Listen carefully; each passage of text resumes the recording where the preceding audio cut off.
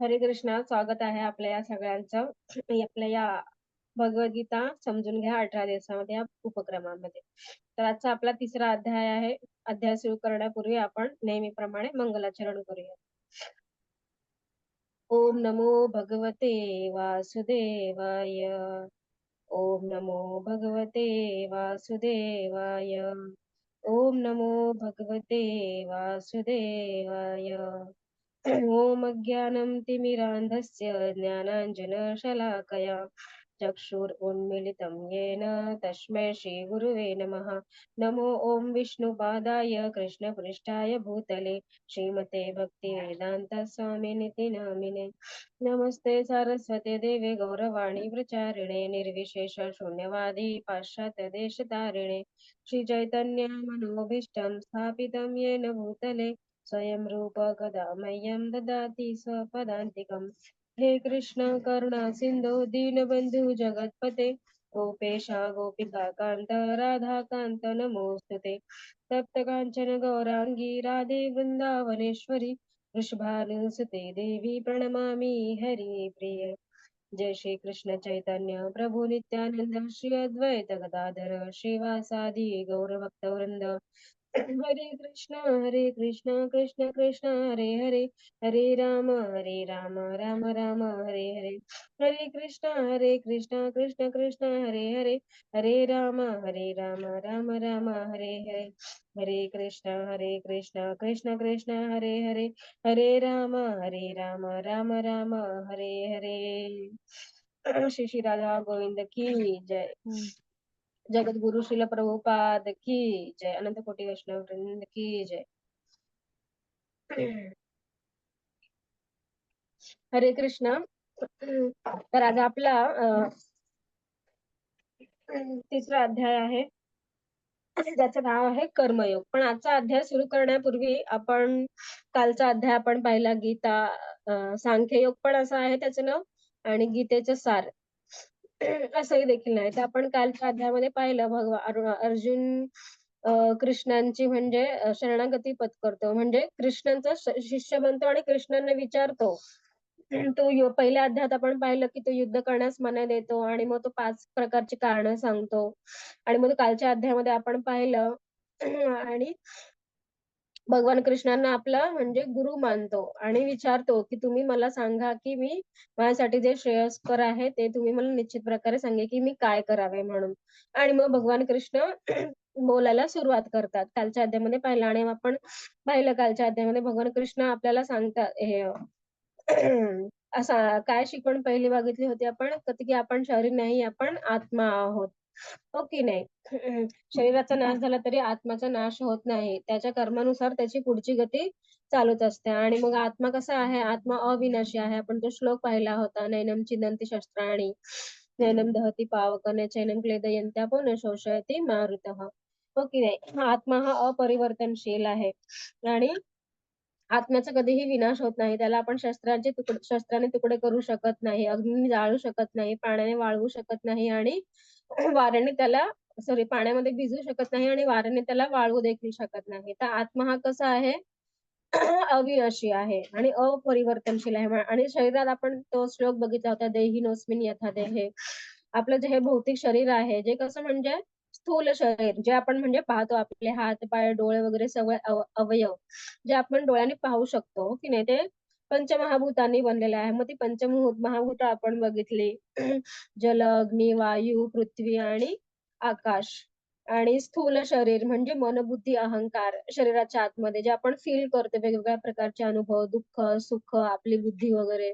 आणि मग त्या देखील आतमध्ये आत्मा असतो जो या संपूर्ण बॉडीला म्हणजे शरीराला चेतना ज्याच्यामुळे मिळते. आणि मग आत्म्यालाची म्हणजे तुलना कशाशी केली भगवान कृष्णांनी, जुने मांसाहारी जीर्णाने आपण तो श्लोक पाहिला. म्हणजे शरीर जसं जीर्ण होतं तसा तो आत्मा म्हणजे हे जुनं शरीर आणि निकामी झालेलं शरीर सोडून दुसऱ्या शरीरात प्रवेश करतो, म्हणजे त्याच्या कर्मानुसार. ह्या प्रक्रियेला मृत्यू आपण म्हणतो ना. मृत्यू म्हणजेच एक शरीर सोडून दुसऱ्या शरीरात प्रवेश करणे. तर अशा प्रकारे आपण पाहिलं आणि मग आपण आत्म्याचा साईज म्हणजे आकार सॉरी हां, आत्मा कुठे असतो? तर आत्मा हा आपल्या हृदयामध्ये असतो आणि हृदयामध्ये सॉरी आत्म्याचा साईज काय, आकार काय तर आपल्या एक केस डोक्यावरील एक केस घेतला, त्या एका केसाचा म्हणजे अग्रभाग म्हणजे टोक असतं. त्या टोकाचा 10,000वा भाग जो असतो, तेवढा म्हणजे आत्म्याची साईज म्हणजे किती सूक्ष्म. तो एक टोकच आपल्या डोळ्याला दिसत नाही आणि त्याचा देखील 10,000वा भाग.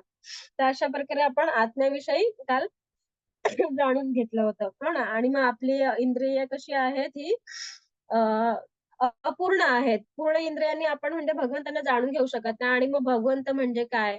भगवंतांची 6 ऐश्वर्य, षडऐश्वर्य पाहिली होती आपण. भगवान कोणाला म्हणायचा? मग भगवान कृष्ण कशाप्रकारे सर्वोच्च भगवान आहेत. हे 6 गुण पूर्णपणे त्यांच्यामध्ये असल्यामुळे. तर काल आपण शिकलो होतं हे.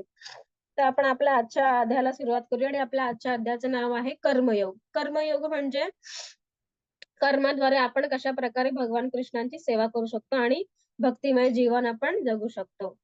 तर हा कालचा श्लोक आहे. हा होमवर्क आहे बाळांनो तुमच्यासाठी. हा तुम्ही श्लोक म्हणजे नोट डाउन करून घ्या किंवा मग स्क्रीनशॉट घ्या ह्याचा आणि पाठ करून टाका. हा खूप इम्पोर्टंट श्लोक आहे. आपल्या शरीरामध्ये जे बदल होतात ना आणि त्या बदलांनी जो धीर मनुष्य आहे तो गोंधळून जात नाही, म्हणजे त्याला धीर मनुष्य म्हटलं आहे.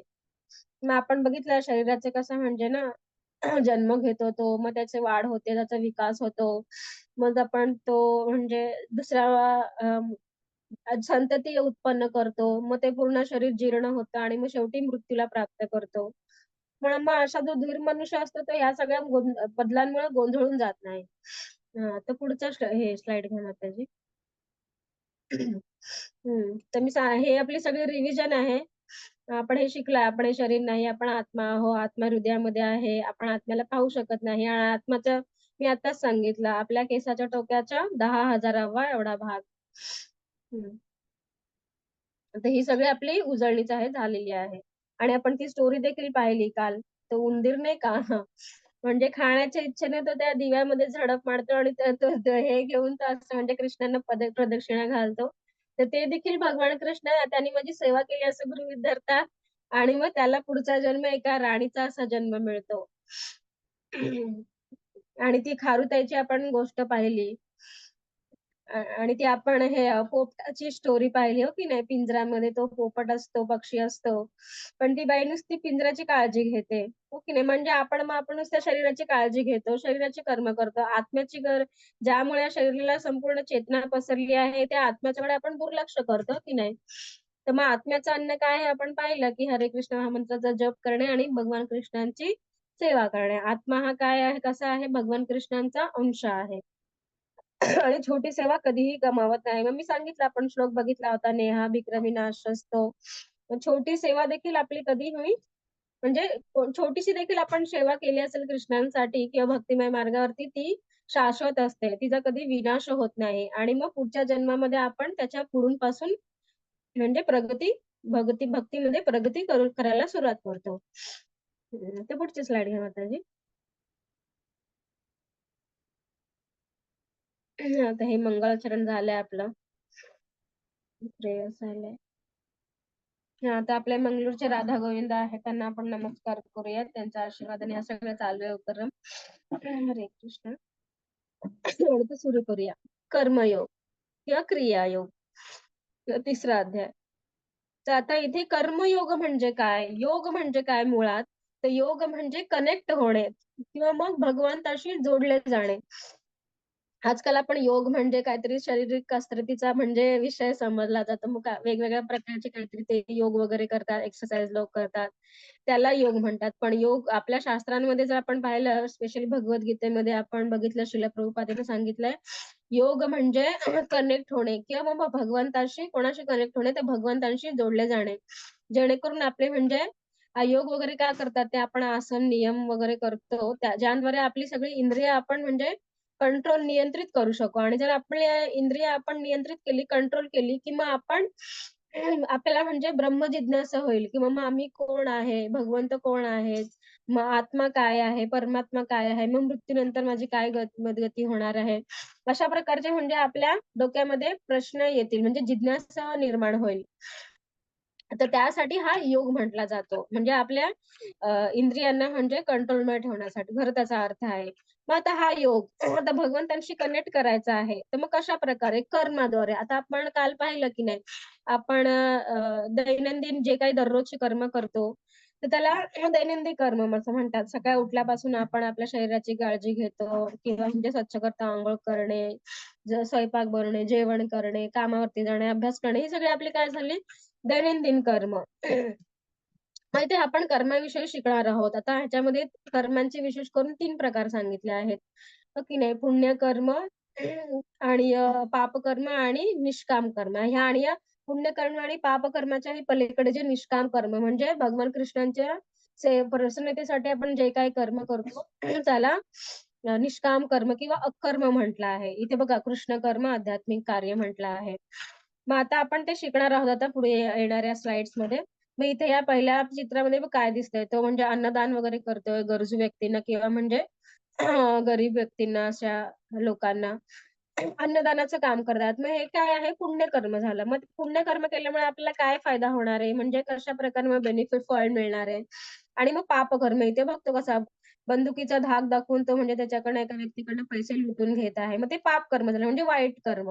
मग अशा प्रकारचे कर्म केले झाल्यामुळे कशा प्रकारच्या बंधनामध्ये आपण अडकणार किंवा मग कशाप्रकारे आपल्याला पनिशमेंट किंवा मग दुःख भोगावं लागेल. मग हे दोघांच्याही वरती कृष्ण कर्म, कृष्णांच्या प्रसन्नतेसाठी किंवा त्याला आध्यात्मिक कर्म देखील म्हणतो. जे कर्म केल्यामुळे आपल्याला कोणत्याही प्रकारची प्रतिक्रिया किंवा रिएक्शन लागत नाही. अशा प्रकारे मग आपलं जीवन कसं निष्काम बनत जाते. निष्काम म्हणजे पूर्ण अकाउंट आपलं म्हणजे एकदम नील झालं. तिथं म्हणजे एकदम झिरो आलं. आपल्याला कोणी प्रतिक्रिया पण नाही आली, पुण्यकर्म पण आलं नाही. अशा प्रकारे आपलं अकाउंट जेव्हा नील होतं, तेव्हा आपण ह्या जन्म-मृत्यूच्या चक्रातून मुक्त होऊ आणि शाश्वत कृष्णांच्या वैकुंठ लोकामध्ये आपण किंवा त्याच्याही वरती जे गोलोक धाम आहे, कृष्णलोक ज्याला म्हणतात, तिथे आपण शाश्वत निवास करू शकू. तर मग ते कर्माद्वारे आपण कशाप्रकारे करू शकतो, तर त्याविषयी आपण आता समजून घेण्याचा प्रयत्न करणार आहोत. ठीक आहे? तर पुढची स्लाईड घ्या माताजी. हां, तर मी आता सांगितलं भगवान भगवान म्हणजेच ईश्वर साक्षात्काराच्या अरे समजून घेण्याच्या 3 पायऱ्या कोणत्या आहेत? कालच आपण पाहिलं की नाही ब्रह्मन. ब्रह्मन म्हणजे आपण म्हणजे बघतो की डोळे बंद केल्यावरती एक प्रकारचा प्रकाश जाणवतो आणि भगवंत म्हणजे निराकार आहेत. निराकार म्हणजे काय? तर त्यांना कोणत्याही प्रकारचा आकार नाहीये. भगवंत म्हणजे फक्त एक म्हणजे असा प्रकाश आहे. आणि त्या प्रकाशामध्ये विलीन होणे. मग आता हे जगत मिथ्या आहे, इथं खूप म्हणजे दुःख आहे, त्रास आहे. मग मला आता ह्या त्रासामधून मुक्तता हवी आहे. मग मी म्हणजे कसं भगवंतांमध्ये मी विलीन होतो. म्हणजे भगवंतांमध्ये विलीन होणे. तर तुम्ही आपण तसं केलं नाही भगवंत नाही म्हणणार आपण. पण ते ते ही पण एक ॲक्चुअली म्हणजे मुक्तीचाच एक प्रकार आहे. पण तिथे भगवंतांची काय म्हणतात ॲक्टिव्ह सेवा नाहीये. तिथं मला कंटाळा आला म्हणून मला मुक्ती हवी आहे. मला आता हे मला पुन्हा जन्म-मृत्यू नको आहे. मग म्हणून मला काय भगवंतांमध्ये विलीन होऊन मला तिथे सुख उपभोगायचंय. आणि जर भगवंतांची सेवा नसेल, तर मग तिथे आपले शेवटी आपण इच्छा करणार ना, की मला आता कोणाचा तरी संग हवा आहे. मी इथे एकटाच आहे. आणि नुसता प्रकाश आहे तिथे. त्या प्रकाशामध्ये कोणत्या प्रकारची सेवा नाहीये. मग अशा साक्षात्कारामध्ये काय होतं तिथं ना आपलं पतन होतं. म्हणजे पुन्हा आपण या भूलोकामध्ये आपल्याला पुन्हा जन्म मिळू शकतो. म्हणजे जशी आपण इच्छा केली, की आता मला ह्या मुक्तीमुळे कंटाळा यायला लागला आहे. मला आता कोणाचा तरी संग पाहिजे. आता आपण बघतो की नाही आपण फॅमिलीमध्ये राहतो. मनुष्य हा सामाजिक प्राणी आहे. आपल्या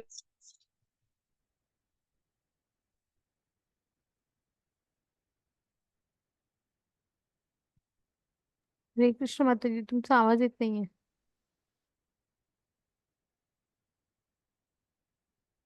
थांबा 1 मिनिट सेकंड आले मी.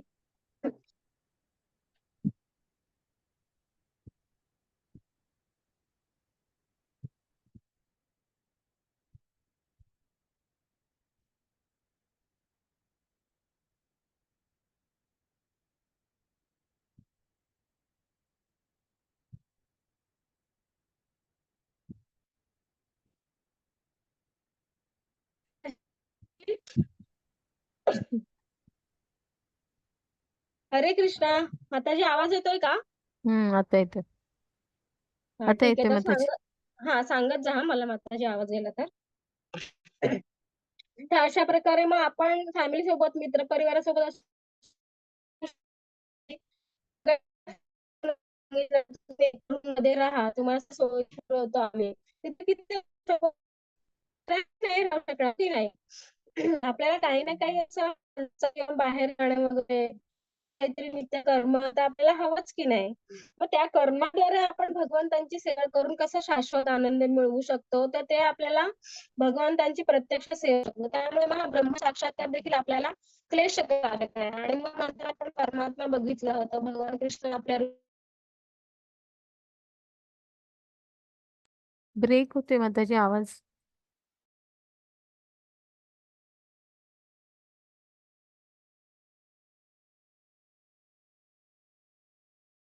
हरे कृष्णा. आणि तेवढं तर कलियुगमध्ये तर आपल्याला तेवढं शक्य नाही ना.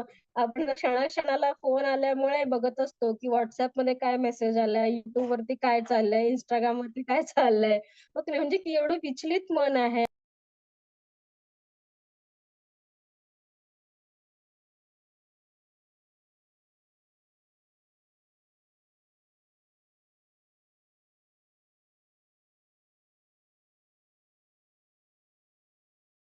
हरे कृष्ण माताजी. मी माझा व्हिडिओ बंद ठेवते माताजी, कदाचित नेटवर्कचा इश्यू आहे. हो हो माताजी. हरे कृष्णा. हो, मध्येच आवाज जातोय.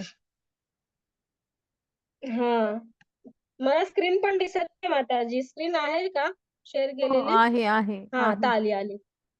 हा, सॉरी, माझा थोडा नेटचा इश्यू होतोय. नाही नाही, ठीक आहे. श्रेयांश, तुला दिसते का बाळ? स्क्रीन दिसते का तुला? हो दिसतीये.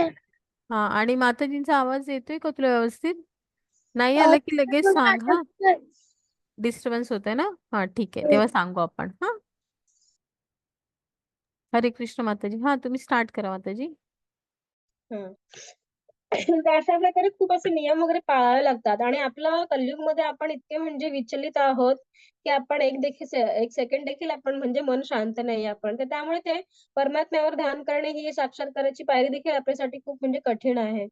आणि तेच जर आपण मग तिसरं म्हणजे भगवान कृष्ण, जिथे भगवंतांचा म्हणजे काय म्हणतात साकार रूप आहे. तिथे आपण बघतो त्यांचं श्यामसुंदर रूप आहे. त्यांच्या डोक्यावरती मोरपीस आहे. त्यांनी हातामध्ये बासरी घेतली आहे. तर अशा प्रकारे आपण डोळ्यांनी पाहू शकतो ना त्यांचं रूप. मग आपली सगळी इंद्रिय आपण त्यांच्या सेवेमध्ये युक्त केली, की तिथे तर आपल्या म्हणजे फॉल डाऊनचा किंवा म्हणजे पतन होण्याचा प्रश्नच नाहीये. तर अशा प्रकारे 3 पायऱ्या आपण पाहिल्या होत्या. ब्रह्मन, परमात्मा आणि मग साक्षात साकार भगवंत. आणि मग कृष्णाचे 6 ऐश्वर्य आपण पाहिले होते. संपूर्ण ज्ञान, संपूर्ण सौंदर्य, संपूर्ण ऐश्वर्य, संपूर्ण यश, संपूर्ण सामर्थ्य, शक्ती म्हणजे शक्ती आणि संपूर्ण वैराग्य. अशा प्रकारे आपण 6 गुण त्यांचे बघितले होते. त्यामुळे त्यांना आपण भगवान म्हणतो. म्हणजे भगवान भग म्हणजे ही 6 ऐश्वर्य आणि वान म्हणजे जो हे म्हणजे 6 ऐश्वर्य धारण करून आहे, तर ते भगवान. आणि मग आपण हे शरीर आहोत का? आता तुम्हीच सांगा. तूच सांग बाळा श्रेयांश. आपण शरीर आहोत का? नाही आपण श्रेयांश? हा हां. बोल, बोल.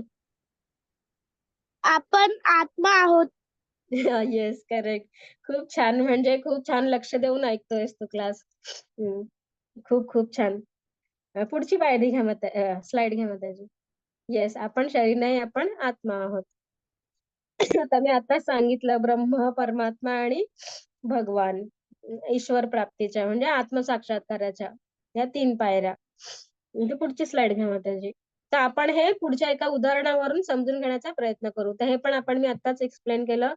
संपूर्ण सौंदर्य भगवान कृष्णांचे. आता मग ह्या स्लाईडमध्ये इथे काय विचारलंय बघा, आपली दृष्टी परिपूर्ण आहे का? या डोळ्यांनी आपण देवाला पाहू शकतो का?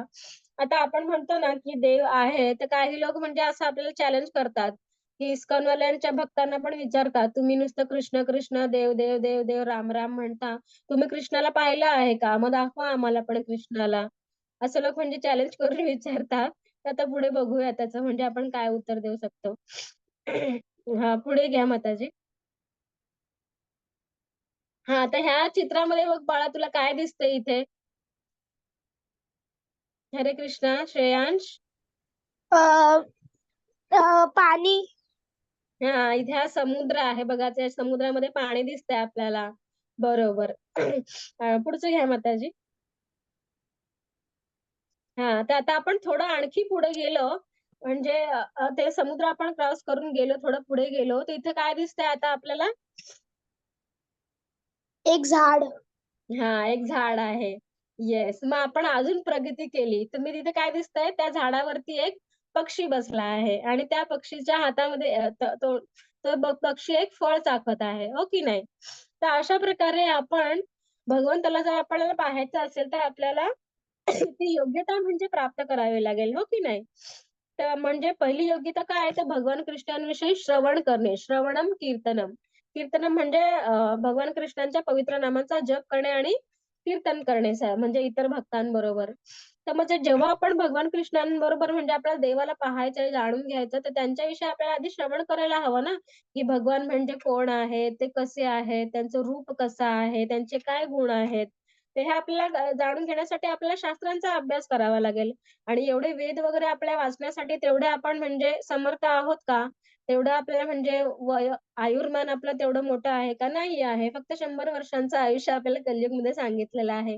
आणि तेवढे आपला म्हणजे इंटेलिजंट आहोत का आपण एवढा म्हणजे सध्याच्या एवढ्या धकाधकीच्या जीवनामध्ये? नाही. तर त्यासाठी मग ह्या सगळ्या वेदांचा आणि शास्त्रांचा सार काय आहे? तर भगवद्गीता.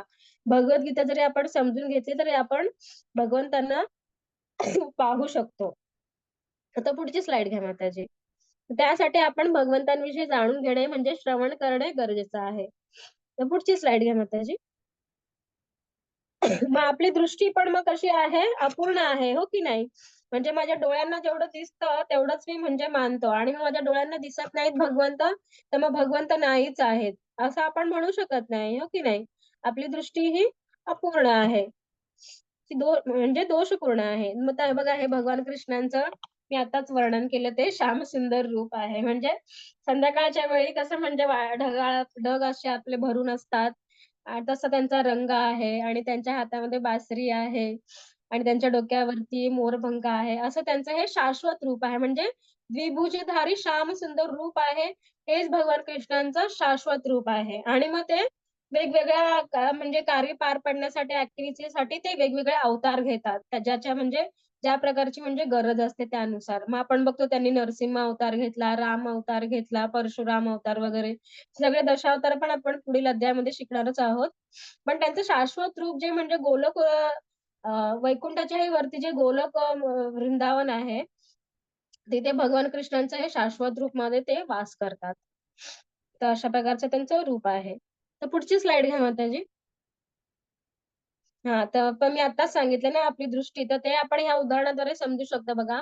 आता या आरशामध्ये हे अर्धवट खाल्लेलं हे इथे सफरचंद ठेवलं आहे. सॉरी. पण या आरशाच्या प्रतिबिंबात काय दिसत आहे? मागचा फक्त भाग दिसतोय. म्हणजे ते फळ पूर्ण सफरचंद आहे असं दिसतंय की नाही?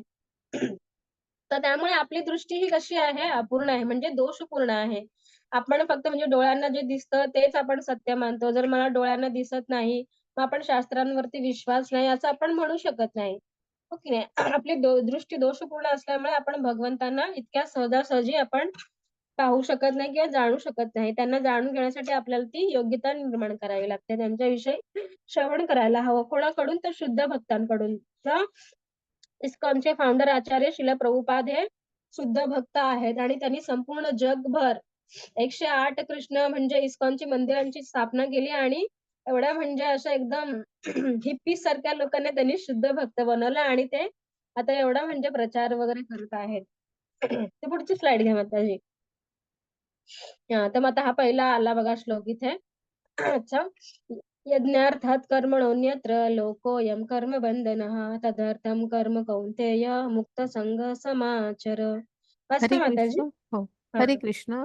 श्री विष्णूसाठी यज्ञरूप कर्म केले जावे, अन्यथा या भौतिक जगात कर्म करून बंधन निर्माण होते. म्हणून हे कुंतीपुत्र, त्यांच्या आनंदासाठी योग्य ते कर्म करा. अशा प्रकारे आपण नेहमी बंधनातून मुक्त व्हाल. हरे कृष्ण. तर मग भगवंत बघा इथे काय सांगत आहेत कर्म. आपण आता सध्या जे काही म्हणजे आपण जीवन जगत आहेत, की आपण इथे फक्त स्वतःला केंद्रित केलं आहे आपण, हो की नाही? म्हणजे आता आपण आपली आई वगैरे स्वयंपाक बनवते, की आम्हाला हे म्हणजे आवडतं. तर मग आम्ही आमच्या सुट्टीसाठी आपण हे बनवून खातो आणि आपले बाबा वगैरे कामावरती जातात. मग आमच्या ह्या गरजा पूर्ण करायच्यात, आमचं असं तसं. तर आपण जे काही पैसे कमवून आणतो ते ते फक्त आपण स्वतःला केंद्रित करून आपल्या इच्छा पूर्ण करण्यासाठी तेच म्हणजे सगळं कर्म करत असतो. तिथे भगवंत किंवा भगवंतांची सेवा ऐजी कुठे नाहीच आहे. मग असं केल्यामुळे काय होतं फक्त इंद्रिय तृप्ती म्हणजे स्वतःच्या आनंदाच्या गरजा म्हणजे आनंद करता आपण जे काही कर्म करतो, त्यामुळे काय होतं, की बंधन निर्माण होतं. बंधन निर्माण होतं मी तुम्हाला आताच सांगितलं ना, की आता आपण काही पुण्यकर्म केले किंवा समजा एक उदाहरणाद्वारे आपण सत्यनारायण पूजा करायचं ठरवलं. तर सत्यनारायण पूजा करण्याच्या मागे हेतू काय असतो, की आम्हाला सर्व प्रकारची म्हणजे भरभराट व्हावी, आमची सगळे आर्थिक म्हणजे भरभराट व्हावी, सगळ्या घरातल्यांचं आरोग्य चांगलं असावं आणि मग सगळ्या मुलांचं म्हणजे सगळ्या प्रकारे कल्याण व्हावं, अशा प्रकारे आपला म्हणजे हेतू असतो की नाही. पण तिथे भगवान नारायण, नारायण म्हणजे कृष्णच आणि विष्णूच. ते कृष्णांचं विस्तारित रूप आहे. तिथे भगवंतांची सेवा करावी आणि किंवा भगवंतांच्या ज्ञानाचा प्रचार-प्रसार करावा असा आपला काही हेतू नसतो. मग हे ती पूजा करू नये असा त्याचा अर्थ नाहीये. म्हणजे हे सकाम कर्म झालं. सकाम कर्म म्हणजे फळाच्या इच्छेने आपण ते करतो, हो की नाही? त्याच्या मागे काहीतरी आपला हेतू असतो, की फळ मिळावं त्याचं काहीतरी आपल्याला. मग हे पुण्यकर्म झालं, हो की नाही? आणि पुण्यकर्म झाल्यामुळे काय ह्या जीवनात आपल्याला काय आपल्या इच्छा वगैरे असतील त्या भगवंत पूर्ण करतील आणि जास्तीत जास्त काय होईल मृत्यूनंतर आपण म्हणजे स्वर्ग प्राप्त करू शकू. म्हणजे आपले जेवढे पुण्यकर्म आहेत ते म्हणजे संपेपर्यंत म्हणजे ते क्षीण होईपर्यंत आपण तिथे राहू. तिकडे मस्त लक्झरियस लाईफ आपण जगणार खूप वर्ष आणि मग ते जसे आपले पुण्यकर्म क्षीण होणार म्हणजे संपणार, की तिकडे आपल्याला म्हणजे लाथ मारून हकलून देतील आपल्या. पुन्हा आपल्याला या भूमीवरती म्हणजे पृथ्वीवरती आपल्याला जन्म घ्यावा लागेल. तर अशा प्रकारचे हे म्हणजे स्वर्ग देखील एक प्रकारे आपल्याला बंधन निर्माणच करणार आहे म्हणजे पुण्यकर्म.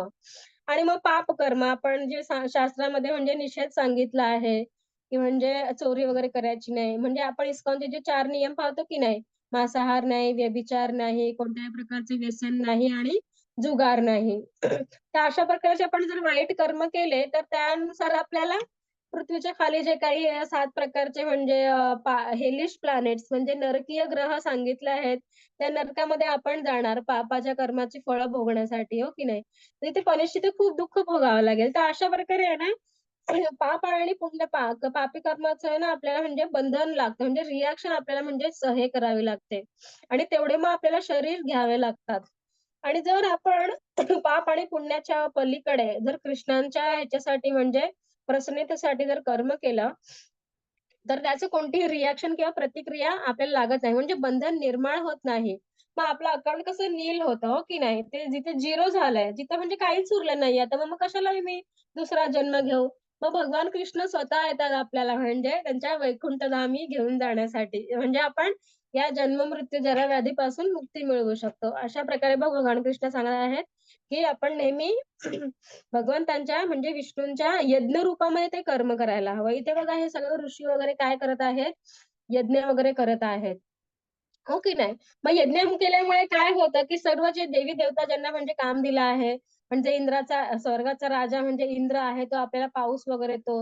मग अग्निदेव आणि मग मग पाऊस आल्यामुळे आपले अग्निदेवापासून आपल्याला म्हणजे सूर्यदेवापासून अग्नी आणि ताप मिळतो. हे जे काही निसर्गामध्ये आपल्याला सगळ्या फॅसिलिटीज आहेत, पृथ्वीवरती जे काही धान्य वगैरे उगवतं, तर ह्या सगळ्या आपल्या फॅसिलिटी आपल्याला पुरवतात आणि त्यामुळे आपल्याला पण धान्य व्यवस्थित पिकवू शकतो. पाऊस वगैरे पडतो यज्ञ केल्यामुळे वेळेवरती. मग ते धान्य आपण शिजवून पूर्ण कृष्णांना जर म्हणजे भोग अर्पण करून आपण ते प्रसाद म्हणून जर ग्रहण केला, तर त्याचं आपल्याला म्हणजे ते ते एक प्रकारचं एक यज्ञच झालं.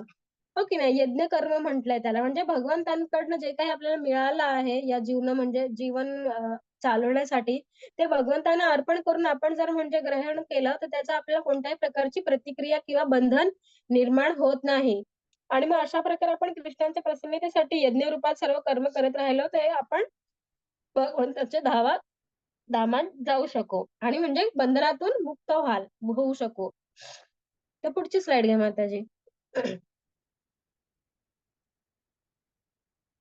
हां, तर मग आता आपण बघितलंय यज्ञ रूपामध्ये आपल्याला कर्म करायला सांगितले आहेत. मग सत्ययुगामध्ये कोणत्या प्रकारचं यज्ञ होतं? तर इथे बघा विष्णूंच्या म्हणजे आता मी सांगितलं ना परमात्मा रूपामध्ये भगवान कृष्ण आपल्या हृदयामध्ये आहेत. तर जंगलामध्ये जाऊन म्हणजे ते विष्णूंवरती म्हणजे परमात्म्यावरती ध्यान करावं. तर हे सत्ययुगामध्ये सांगितलेले आहे आपल्याला. आणि मग त्रेतायुगामध्ये काय तर यज्ञ वगैरे करणे, आणि यज्ञ करण्यासाठी आपल्याला शुद्ध प्रकारची सामग्री वगैरे लागते, म्हणजे तूप वगैरे, असं आहे की नाही. यज्ञमध्ये यज्ञामध्ये आपल्याला आहुती वगैरे देण्यासाठी. पण आजकालच्या ह्याच्यामध्ये हे काळामध्ये आपण बघतो की कोणतीही गोष्ट शुद्ध नाहीये. खरं शुद्ध तूप आपण जर बघितलं यज्ञ वगैरे करण्यासाठी गरजेचं असतं ते शुद्ध, म्हणजे आपण बघायला गेलो ते जवळ-जवळ 2,000 ₹2,500 किलो अशा किमतीचं आहे. आणि आपण जे 400-500 रुपयांचं घेतो ते सगळी भेसळयुक्त आहे. मग त्याचा काही फायदा होणार नाही आणि ते खूप खर्चिक देखील आहे. आणि मग ते द्वापार युगामध्ये बघा काय सांगितलं आहे, विस्तृत मंदिर पूजा. म्हणजे मोठमोठ्या कृष्ण मंदिरांची स्थापना करायची आणि मग कृष्णांची सर्व इंद्रियांनी सेवा वगैरे करायची. मग तेवढा वेळ देखील आहे का आपल्याकडे? नाही आहे. हो की नाही? आपण सगळे घड्याळाच्या काटेवर चालत असतो सकाळी उठल्यापासून रात्रीपर्यंत, हो की नाही?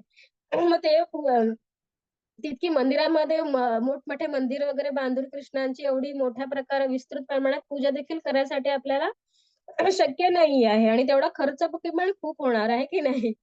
आणि मग इथे आणि आता आपण हे कलियुगमध्ये राहत आहोत. सध्या हे कलियुग चालू आहे की नाही? कलियुग सुरू होऊन किती वर्ष झाली आहेत तर अ, 5,200 का 300 असं काहीतरी आहे. तर एवढा कालावधी लोटला आहे आणि कलियुगाचा कालावधी किती आहे तर 4,32,000, म्हणजे अजून भरपूर कालावधी लोटायचा आहे. तर आताच आपण एवढ्या समस्या वगैरे बघतो आणि एवढं म्हणजे कलियुग असं म्हणजे ढोंगीपणाचं जग आहे, जिथे म्हणजे लोक फक्त दिखावपणासाठी काहीतरी करतात. खरी भगवंतांची सेवा ही खूप म्हणजे रेअरच झाली आहे. तर अशा प्रकारे मग कलियुगामध्ये काय सांगितलं आहे तर फक्त हरिनाम, भगवंतांच्या म्हणजे कृष्णांच्या पवित्र नामांचा आपण जप करून देखील सर्व प्रकारची सिद्धी प्राप्त करू शकतो आणि या जन्म मृत्यू जरा व्याधीमधून देखील आपण म्हणजे मुक्ती मिळवू शकतो. तर काय करायचं आहे? कलियुगचा धर्म काय आहे? युग धर्म हरिनाम. हरे कृष्ण कृष्ण कृष्ण हरे हरे, हरे राम राम राम हरे हरे. तर पुढची स्लाइड घ्या माताजी. हां, तर मग आपलं मी आताच सांगितलं हरे कृष्ण कृष्ण कृष्ण हरे हरे, हरे राम राम राम हरे हरे. म्हणजे माळेवरती करायचा आपल्याला हा जन्म मंत्र. मागची स्लाइड घ्या माताजी, थोडं 1 सेकंड. हां, तर मी इथे बघा हे सर्व म्हणजे इथे हा व्यक्ती जप करत आहे. जप म्हणजे केल्याने आपल्या स्वतःला फायदा होतो आणि संकीर्तन म्हणजे मोठ्या आवाजामध्ये इथे बघा ह्याने एक टाळ वाजवतोय, एकाने मृदुंग घेतलाय. हं, एक जण टाळ्या वाजवतो आहे. तर अशा प्रकारे कृष्णांच्या प्रसन्नतेसाठी आपण कीर्तन स्वरूपात जर हरे कृष्ण महामंत्राचं हे केलं, कीर्तन केलं, तर त्याच्याने इतरांना देखील फायदा होतो. तर पुढची स्लाइड घ्या माताजी. त्याला हरिनाम संकीर्तन म्हणतात. जे म्हणजे 2 पेक्षा जास्त मिळून ज्या व्यक्ती करतात ना, नाचतात वगैरे, आपण बघतो ना इस्कॉनचे जे सगळे जे डिव्होटीज असतात, ते नाचतात, तर त्याला संकीर्तन म्हणतात. आणि मग जप सुरू करण्याच्या आधी आपल्याला काय करायचं आहे? पंचतत्व महामंत्र म्हणजे जय श्रीकृष्ण चैतन्य प्रभू नित्यानंद, श्री अद्वैत गदाधर श्रीवासादि गौरभक्त वृंद. हे बघा इथे ह्या चित्रामध्ये तुम्हाला दिसत असेल, हे मध्ये जे आहेत ना येलो कलरमध्ये, ते साक्षात भगवान कृष्ण आहेत. आणि चैतन्य महाप्रभू त्यांनी 500 वर्षांपूर्वी, तर कोण आहेत चैतन्य महाप्रभू? चैतन्य महाप्रभू म्हणजे साक्षात भगवान कृष्ण आहेत, ज्यांनी 500 वर्षांपूर्वी बंगालमध्ये अवतार घेतला होता. म्हणजे भक्ती शिकवण्यासाठी. भगवान कृष्ण भगवद्गीतेमध्ये ते म्हणतात, "भक्ती करा आणि माझ्या वैकुंठ धामाला या." पण भक्ती म्हणजे नेमकं काय करायचं आहे? तर त्यांनी भक्त रूपामध्ये अवतार घेतला आणि आपल्याला हरे कृष्ण महामंत्राचं आणि कृष्ण प्रेमाचं वितरण केलं आहे सर्वांना. म्हणजे एखादा शूद्र व्यक्ती देखील म्हणजे उच्च ब्राह्मण बनू शकतो, फक्त केवळ आणि केवळ हरे कृष्ण महामंत्राचा जप केल्याने. तर मग हे चैतन्य महाप्रभू आहेत ना, 500 वर्षांपूर्वी त्यांनी बंगाल प्रांतामध्ये अवतार घेतला होता. आणि मग हे ब्लू कलरमध्ये आहेत, ड्रेसमध्ये आहेत, ते बलरामाचा अवतार आहेत. हे अद्वैत आचार्य आहेत. हे जे आहेत महाविष्णू, म्हणजे भगवान कृष्णांचं जे एक्सपान्शन आहे, म्हणजे विस्तारित रूप आहेत महाविष्णू, ज्यांच्या म्हणजे शरीराच्या छिद्रांमधून ना किंवा श्वासांमधून ना ब्रह्मांडांची उत्पत्ती होते आणि मग त्याचा म्हणजे प्रलय झाला की पुन्हा त्यांच्या शरीरामध्ये ते समाविष्ट होतात. तर अशा विष्णूंचा अवतार हे अद्वैत आचार्य आहेत. आणि इथे हे जे रेड कलरमध्ये आहेत ते नारद मुनींचा अवतार आहेत. त्यांचं नाव श्रीकृष्ण चैतन्य प्रभू नित्यानंद श्री अद्वैत आचार्य. अद्वैत श्रीकृष्ण चैतन्य प्रभू नित्यानंद शिवा हे श्रीवास आहेत. हे नारद मुनींचा अवतार आहेत. आणि हे गदाधर पंडित आहेत. हे गदाधर पंडित म्हणजे राधा राणींचा अवतार आहेत. राधा राणी हे जे आहे कृष्णांचे नित्य सखे आहे. म्हणजे ते कायम त्या गोलोकमध्ये राधा राणींबरोबर वास करतात. आणि मग राधा राणी पुढे म्हणजे वेगवेगळ्या एक्सपॅन्शन घेतात. म्हणजे माता लक्ष्मी किंवा माता सीता हे देखील राधा राणींचंच एक्सपेन्शन रूप आहे. म्हणजे विस्तारित रूप आहे. माता रुक्मिणी. आता अशा प्रकारे आपण हा जर जप सुरू करण्याआधी पंचतत्व मंत्र जर म्हणून सुरू केला तर आपल्याला म्हणजे जप करताना जे काही आपल्यामधनं अपराध वगैरे होतात तर ते हे पंचतत्व आहेत ना ते आपल्याला म्हणजे आपले अपराध सगळे क्षमा करतात. म्हणजे आपले अपराध वगैरे सगळे सांभाळून घेतात. तर पुढची स्लाइड घ्या माताजी. तर आपला हा पंचतत्व मंत्र तुम्ही हे स्क्रीनशॉट घ्या किंवा मग लिहून ठेवा. श्री कृष्ण चैतन्य प्रभू नित्यानंद श्री अद्वैत गदाधर श्रीवासादि गौरभक्त वृंद. गौरभक्त वृंद म्हणजे सर्व वैष्णवांना मी प्रणाम करतो. मग नंतर आपला महामंत्र हरे कृष्ण कृष्ण कृष्ण हरे हरे हरे राम राम राम हरे हरे. मग जप कशा प्रकारे करायचं आहे ते आता आपण पुढच्या स्लाइड मध्ये शिकूयात. पुढची स्लाइड घ्या माताजी. तर मग जप कसा करायचा बघा इथे दिला आहे. इथे श्रील प्रभुपाद बघा इस्कॉनचे फाउंडर आचार्य म्हणजे ह्यांनी इस्कॉन या संस्थेची म्हणजे स्थापना केली आहे. ते पण अमेरिकेमध्ये जाऊन. जिथे ज्या लोकांना कृष्ण कोण आहे माहिती नाही, भक्ती म्हणजे काय माहिती नाही, ते दररोज मांसाहार करणारे, दारू वगैरे पिणारे, ड्रग्स ऍडिक्शन असणारे अशा लोकांना त्यांनी फक्त हरे कृष्ण महामंत्राचा सुरुवातीला जप करायला सांगितला. मग जप करता करता त्यांचे हे सगळे अनर्थ आणि वाईट गोष्टी म्हणजे सगळ्या सुटू लागल्या. आणि ह्या सगळ्यामध्ये ते मुक्त झाले आणि मग त्यांनी भक्तीमध्ये एवढी प्रगती केली. तर असे हे आपले आचार्य श्रील प्रभुपाद. तिथे बघा इथे जप कशा करण्याची पद्धती दिली आहे. पहिला जो हा सुरुवातीचा नियम असतो ना जिथे म्हणजे मोठा असतो बघा थोडा, तर त्याच्यावरती आपल्याला पंचतत्व मंत्र म्हणायचा आहे. जय श्री कृष्ण चैतन्य प्रभू नित्यानंद श्री अद्वैत गदाधर श्रीवासादि गौरभक्त वृंद. आणि मग त्याच्या पुढच्या म्हणीपासून आपल्याला महामंत्राचं उच्चारण करायचं आहे. हरे कृष्ण कृष्ण कृष्ण हरे हरे हरे राम राम राम हरे हरे. मग आता ही जपाची माळा असते ना त्याच्यामध्ये 108 मणी असतात. मग असं करता करता आपण जेव्हा शेवटच्या मणीपर्यंत पोहोचतो तेव्हा आपली एक माळ पूर्ण झाली असं म्हणायचं. आणि श्रील प्रभुपादांनी सर्व इस्कॉनच्या भक्तांना दररोज 16 माळा करण्याचा म्हणजे उपदेश केला आहे. जेणेकरून आपण ह्या मायेपासून म्हणजे मोहमायेपासून आपण दूर राहू आणि आपल्याला सतत कृष्णांचा स्मरण होईल. आणि मग मृत्यूच्या वेळेस आपण कृष्णांना स्मरण केलं तर आपण डायरेक्ट कृष्णांच्या वैकुंठ लोकात किंवा मग गोलोक वृंदावनामध्ये आपण म्हणजे कृष्ण जिथे वास करतात तिथे आपल्याला जन्म मिळेल. म्हणजे जन्म नाही म्हणजे तिथं आपण वास करू शकू. पुन्हा या पृथ्वीवरती जन्म घेण्याची म्हणजे आवश्यकता नाही. त्यासाठी आपल्याला जप करायचा आहे. आणि या कलियुगामध्ये जपाशिवाय इतर कोणताही मार्ग नाही. पुढची स्लाइड घ्या माताजी. तर मग भगवान चैतन्य महाप्रभू मी आता सांगितलं कोण आहेत चैतन्य महाप्रभू, तर स्वतः कृष्ण आहेत. आणि हे कृष्ण मंत्र उपदेश करण्यासाठी मी सांगितलं आताच नाही का 500 वर्षांपूर्वी कलियुगामध्ये म्हणजे जशी म्हणजे 500 वर्षांपूर्वी आता अजून इव्हन सुरुवातच म्हणू शकतो की नाही कलियुगाची. अजून एवढी कितीतरी वर्ष जायची आहेत. 4,32,000 म्हणजे 1,00,000 पण पूर्ण झाले नाहीये अजून. म्हणजे 1,000 पण झाले आहे. सॉरी 5,000 200 का 300 असं काहीतरी आकडा आहे. मला एक्झॅक्ट माहिती नाहीये. तर मग कलियुगामध्ये हे कृष्ण मंत्राचा उपदेश करण्यासाठी अवतरित झाले होते. आणि हे साक्षात भगवान कृष्णच आहेत. तर पुढची स्लाइड घ्या माताजी. माताजी एक सेकंड ना मला खूप म्हणजे खोकला येतोय. मी पाणी घेऊन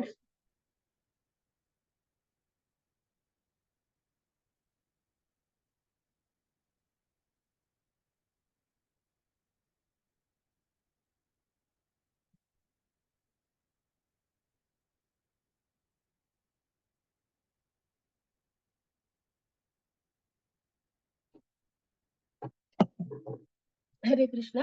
सॉरी तर मग आता आपण जप कसा करायचा आहे, कुठे करायचा आहे, आपल्या घरामध्ये किंवा बाहेर किंवा आपण प्रवास करत असतो तर प्रवासामध्ये देखील आपण करू शकतो.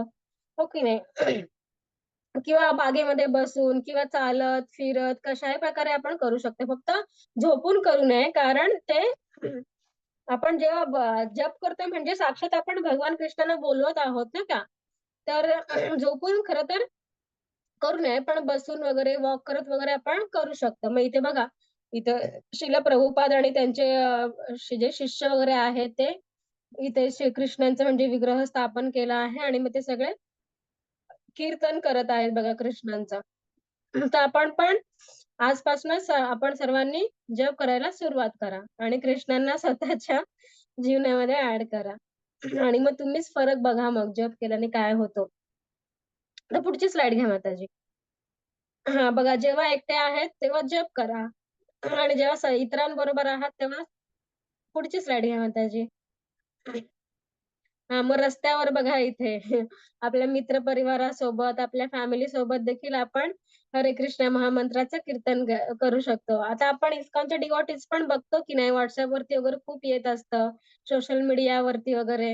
हे इस्कॉनचे डिव्होटी वगैरे सगळे निघतात मृदंग वगैरे घेऊन, करताल वगैरे घेऊन आणि ते नाचत-नाचत हरे कृष्ण मंत्राचं कीर्तन करतात आणि प्रचार करतात. त्याला काय म्हणतात? तर नगर संकीर्तन.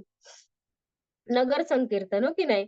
आणि हरे कृष्ण मंत्र काही इतका म्हणजे असा नाहीये, की म्हणजे अ, एक जो जप करतो त्याला तर फायदा होतोच. इव्हन जो जप करताना किंवा संकीर्तन मध्ये जर कोणाच्या म्हणजे कानावर पडला, दूर कुठे ती व्यक्ती असेल, किंबहुना ऐकल्याने देखील त्याच्या जीवनामध्ये परिवर्तन होतं आणि त्याला भक्ती प्राप्त होते, शुद्ध भक्ती प्राप्त होते. इतका म्हणजे आपल्या म्हणजे शास्त्रांमध्ये सांगितलं आहे, की फक्त कलियुगामध्ये हरिनामामुळेच आपला जो काही उद्धार होणार आहे, तो शक्य आहे. इतर कोणत्याही गोष्टींनी शक्य नाही. मग इथे परिवारासोबत असाल तर संकीर्तन करा. बघा ती मुलं किती छान आनंदामध्ये इथे बघा, आई-वडिलांसोबत तो मुलगा हात वरती करून हात वरती करण्याचा म्हणजे अर्थ काय आहे ना, तर भगवान कृष्णांना आपण म्हणजे सांगत आहोत, की आम्ही या जन्म-मृत्यूच्या भवसागर म्हटलंय. म्हणजे तिथे पुन्हा-पुन्हा म्हणजे जन्म होईल, वेगवेगळ्या प्रकारची शरीरं आपल्याला म्हणजे अशी करावी लागतील आणि पुन्हा-पुन्हा मृत्यूला म्हणजे फेस करावं लागेल. आणि मृत्यूच्या कायमस्वरूपी आपल्याला भय असतं ना, की कधीही मृत्यू होऊ शकतो. मृत्यू म्हणजे आपण काय असं म्हणजे खूप आनंदित असतो, की आम्ही म्हणतो का, की आता माझा मृत्यू होणार आहे. मी खूप सेलिब्रेट करतो. मला खूप आनंद वाटतोय. हो की नाही? म्हणजे खूप म्हणजे कायमस्वरूपी भय असतं आपल्या मृत्यूचं. आणि मग आपण हात वर केल्याने काय होतं, की त्याचा काय अर्थ तर भगवान कृष्णांच्या हातामध्ये आपण आपल्याला जीवनाचा सगळा कंट्रोल दिला आहे. मग कृष्ण आपल्या जीवनाचा सगळा कंट्रोल घेतात आणि ते पदोपदी आपल्याला म्हणजे आदान-प्रदान करतात. आपण जर जप करायला सुरुवात केली, कृष्ण आपल्या कानांच्या होलमधून ते आपल्या हृदयामध्ये प्रवेश करतात आणि आपल्या हृदयामधली सगळी म्हणजे कल्मष म्हणजे काम, क्रोध, लोभ, मद, मोह, मत्सर हे जे 6 अनर्थ आपल्याला म्हणजे षड्ऋतू सांगितले जातात, तिथे सर्व म्हणजे साफ करायला लागतात, म्हणजे स्वच्छता करतात. मग जिथे आपण कृष्णांना म्हणजे स्मरण करू शकतो कृष्णांचं कायमस्वरूपी आणि कृष्णांना म्हणजे पाहू पण शकतो इव्हन. हो की नाही? तर अशा प्रकारे आपण परिवारासोबत असाल तर आपण संकीर्तन करा, एकटे असाल तर जप करा. पण जप करा. सुरुवात तुम्ही करा नक्की. तर पुढची स्लाईड घ्या म्हातारी.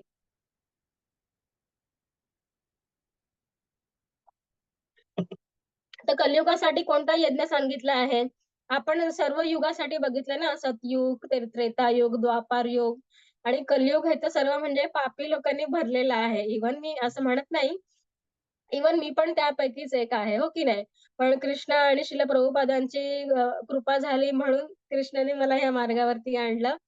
तर अशा प्रकारे आपण कलियुगासाठी आपल्याला कोणता यज्ञ सांगितला आहे, तर हरे नाम, हरे नाम, हरे नामेव केवलम कलौ नास्तेव नास्तेव नास्तेव नास्तेव गतिर् अन्यथा.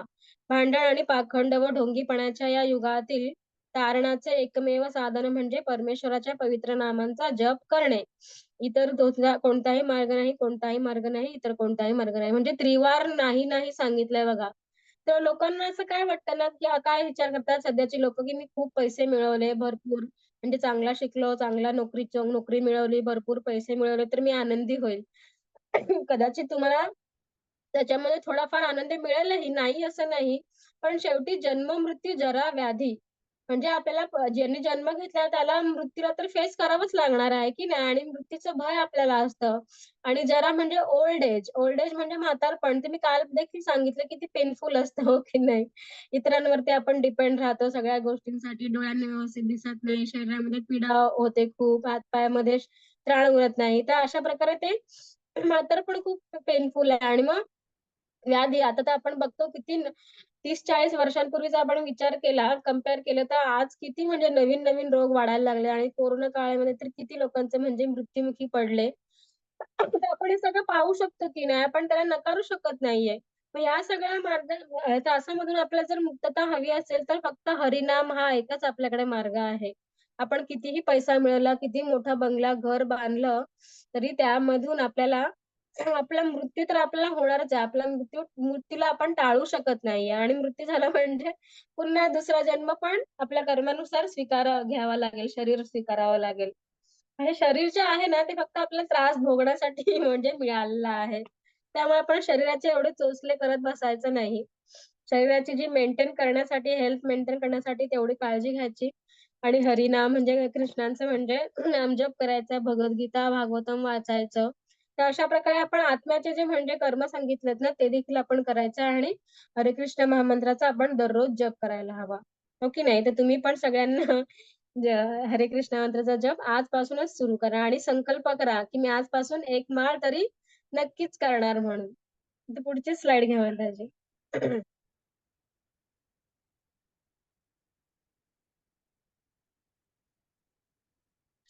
हरे कृष्ण माताजी, पुढची स्लाईड घ्या. चेंज केली हां, मग माताजी. इथे हां. तर मग इथे हे यज्ञाचं चक्र सांगितलंय बाबा. यज्ञ कशाप्रकारे करायचा आणि का करावा? आपण ते बघितलं विष्णूंसाठीच करायचा आहे. जेणेकरून आपण या भौतिक जीवनामध्ये म्हणजे मनुष्य शरीरामध्ये पृथ्वीवरती जीवन मिळवलं तर जे देखील आपण सुख शांतीने आणि समृद्धीने आपण व्यतीत करू शकतो. आता या श्लोकामध्ये भगवान काय म्हणतात?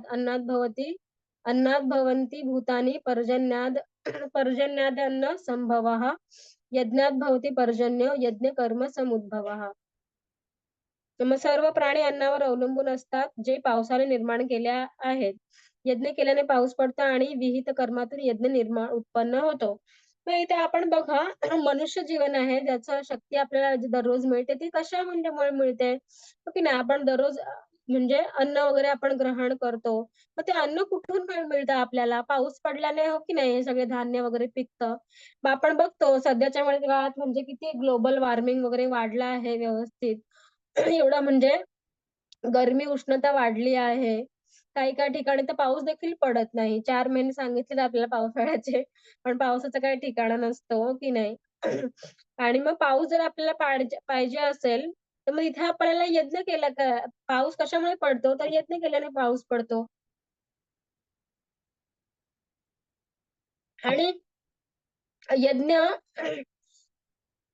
यज्ञ केल्याने पाऊस पडतो आणि विहित कर्म. मग आता यज्ञ कलियुगाचा काय यज्ञ आहे आपण पाहिलं, की हरे कृष्ण महामंत्राचा जप करायला हवा. तर मग यज्ञ जर आपण व्यवस्थित केला, जे आपल्या शास्त्रांमध्ये आपल्याला सांगितलं आहे, ते जर आपण विहित कर्मे आपण मनुष्य जीवनामध्ये पार पडली, मग मनुष्यासाठीच का आहे हो, प्राण्यांसाठी का नाहीये? याच्यामध्ये 84 लाख योनी म्हणजे जीव आहेत ना, आपण कालच बघितलंय. त्यांची संख्या जलचर, पशु, पक्षी, वृक्ष, प्राणी वगैरे. पण त्यांची चेतना तेवढी विकसित झाली नाहीये. ते बुद्धिमान नाहीयेत ना. ते विचार करू शकत नाहीयेत ना, की मी कोण आहे किंवा भगवंत कोण आहे. त्या सगळ्या भोग योनी आहेत. म्हणजे त्यांनी जशा प्रकारची इच्छा केली आहे, की अशाच प्रकारचं शरीर त्यांना मिळालं आहे. आणि आपल्याला मनुष्य जन्म मिळाला तर इथे आपल्याला भगवंतांनी बुद्धी दिली आहे सारासार विचार करण्याची, हो की नाही? आपण पाहू शकतो काय बरोबर आहे, काय चुकीचं आहे, काय योग्य आहे, काय अयोग्य आहे. त्यासाठीच मनुष्यासाठी भगवंतांनी शास्त्र दिले आहेत. मग आपल्या शास्त्रानुसार त्या जे मनुष्य जीवनासाठी जे कर्म आपल्याला सांगितलं आहे, ते जर आपण व्यवस्थित पार पाडले, मग त्यामुळे यज्ञ तो एक प्रकारचा यज्ञ होतो. मग यज्ञ केल्यामुळे काय होतं, सगळे जे देवी-देवता आहेत, म्हणजे हे जे देवी-देवता आहेत म्हणजे चंद्र, सूर्य, इंद्र वगैरे ज्यांच्यामुळे आपल्याला पाऊस, उष्णता वगैरे सगळ्या काही फॅसिलिटीज मिळतात. ते आपल्याला म्हणजे भरभरून म्हणजे व्यवस्थित रूपामध्ये मिळतात आणि ते जर व्यवस्थित आपल्याला मिळाले, की त्यापासून अन्न वगैरे म्हणजे धान्य वगैरे पिकतं आणि मग ते आपण म्हणजे धान्य मिळवतो आणि ते मग आपण ग्रहण करून त्यापासून आपल्याला शक्ती मिळते. तर अशा प्रकारचं हे चक्र आहे हे सगळं यज्ञाचं. आणि कलियुगामध्ये इतकं पापकर्म वाढलं आहे, त्यामुळेच आपण एवढ्या समस्या बघा भोगत आहे, हो की नाही? बघतो आहे पृथ्वीवरती किती प्रकारचे क्राईम्स वगैरे वाढले आहेत. लोकांना देवावरती विश्वासच राहिला आहे नाही. म्हणजे काय पण करायचं ते स्वतःला केंद्रित ठेवून स्वतःच्या इंद्रिय तृप्तीसाठी करायचं, हो की नाही? तर मग त्याच्या हा दीर्घकाळपर्यंत नाही चालू शकणार आणि मग प्रकृती आपला प्रकोप दाखवणारच. आपण बघितलंय कोरोनामध्ये किती जवळ-जवळ 2 वर्ष 1 वर्ष आपल्याला कसं ते लॉकडाऊनमध्ये आपण किती त्रास सहन केलाय. तर अशा प्रकारचे दुःख आपल्याला भोगावंच लागणार. जर आपण शास्त्रानुसार आपल्या जी विहित कर्म आपल्याला सांगितली ती जर आपण पार पाडली नाही तर. तर अशा प्रकारे हे संपूर्ण चक्र आहे. आपल्या मनुष्य जीवनामध्ये जर सुखी आणि समृद्धी राहायला म्हणजे जीवन हवं असेल, तर आपल्याला शास्त्रांचं म्हणणं आपल्याला मान्य करावं लागेल आणि त्यासाठी आपल्याला त्यानुसार कर्म करावं लागेल. तर हे असं सगळं चक्र शास्त्रांमध्ये म्हणजे स्पेशली भगवद्गीतेमध्ये सांगितलं आहे. तर पुढची स्लाईड घ्या माताजी. आणि सर्व प्राणी हे तर अन्नावरतीच अवलंबून असतात ना. मग इथे बघा आता मी आताच सांगितलं आपली शास्त्र म्हणजे हे बघ ते बघा इथे 4 प्रकारचे वेद वगैरे दिले आहेत. वेद वाचल्यामुळे मनुष्याला कळू शकते, की आपल्याला कोणत्या प्रकारची कर्म करायची आहेत. मग आपण आता इतक्या मोठ्या प्रमाणात सध्याच्या कलियुगामध्ये मांसाहार वगैरे करतात बघ लोक, है ना? मांसाहार केल्याने पण ना काय होतं एक प्रकारच्या ना पेन वेव्हज निर्माण होतात. म्हणजे मी आपल्या इस्कॉनच्या डिव्होटींचाच म्हणजे व्हिडिओ पाहिला होता ह्याच्यामध्ये YouTubeवरती. ते म्हणजे मांसाहार केल्याने काय होतं ना, ते ज्या प्राण्याला आपण मारतो ना, त्याच्या म्हणजे अशा पेन, दुःखमय असं म्हणजे वेव्हज निर्माण होतात आणि त्या जे काही आपल्याला म्हणजे नैसर्गिक आपदा वगैरे आपण बघतो, भूकंप येणे किंवा कोरोना काळामध्ये आपण बघितलं किंवा मग खूप मोठ्या प्रमाणात पूरग्रस्त परिस्थिती निर्माण होणे.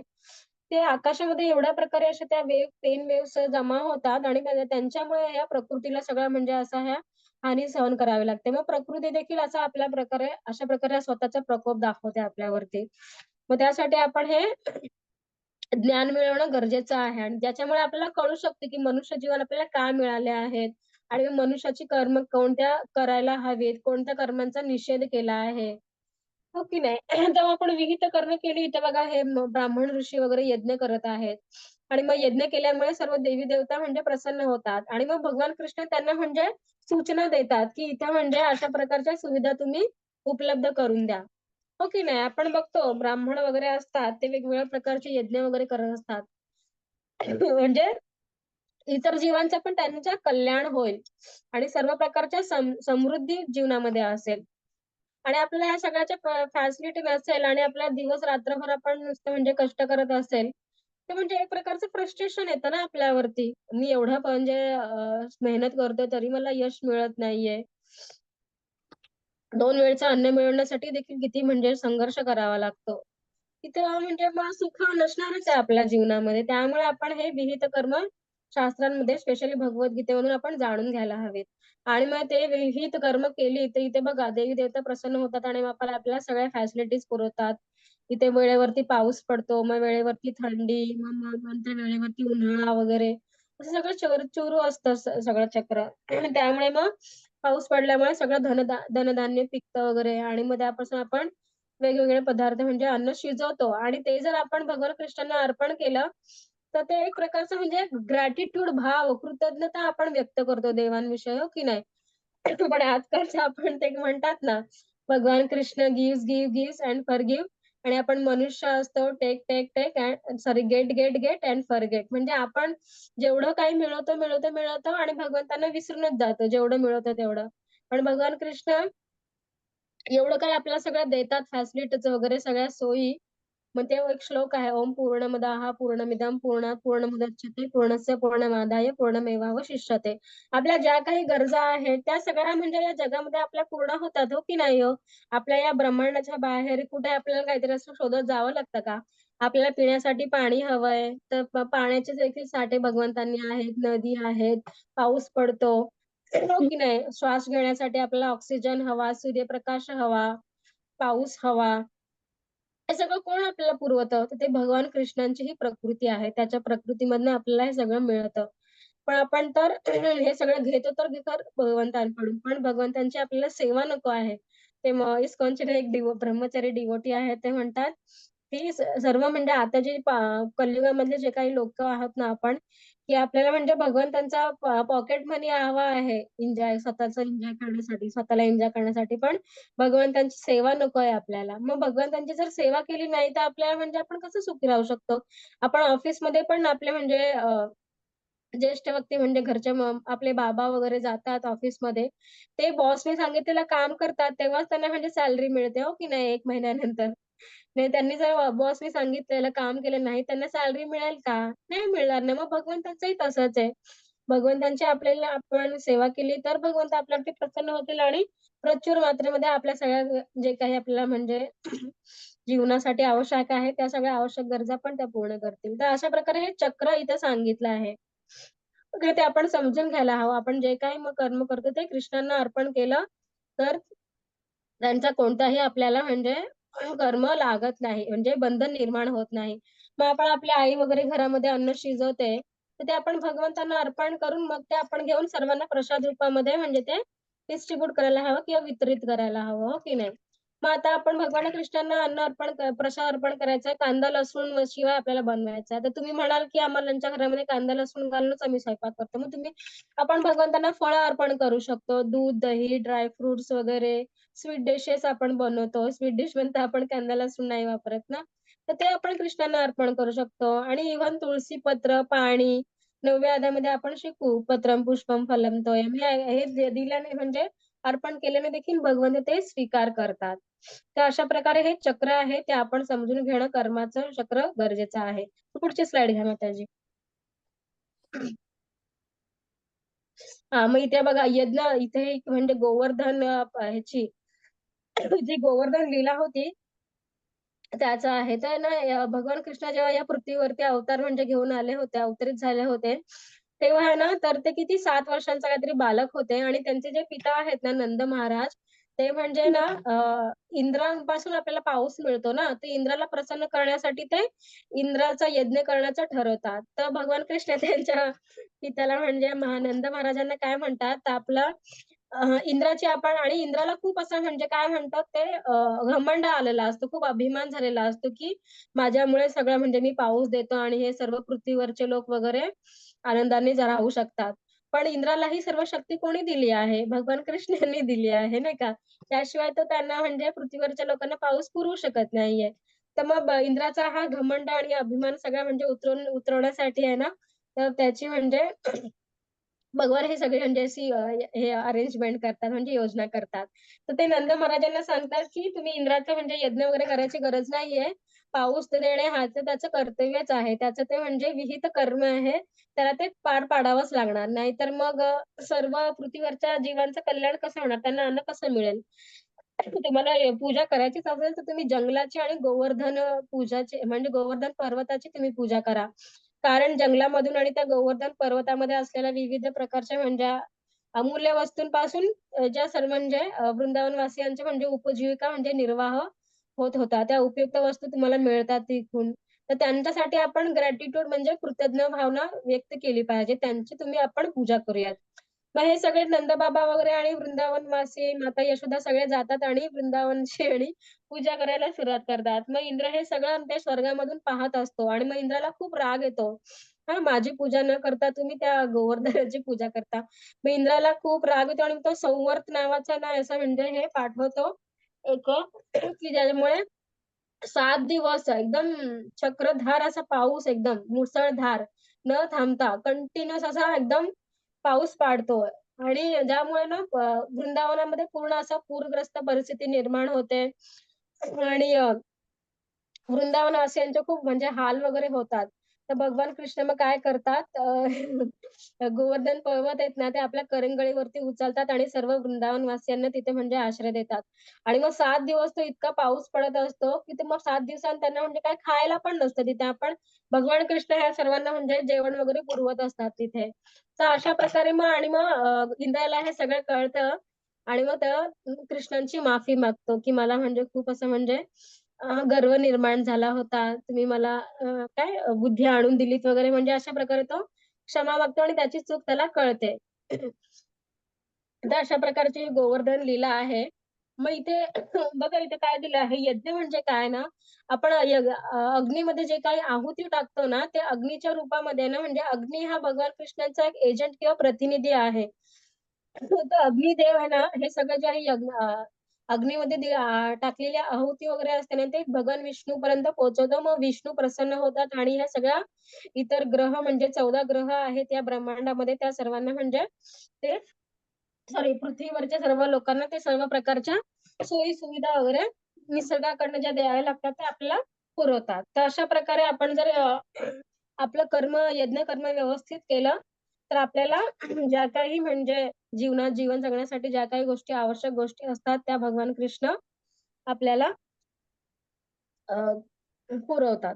तर अशा प्रकारची स्टोरी आहे गोवर्धन लीला. तर पुढची स्लाईड घ्या माताजी.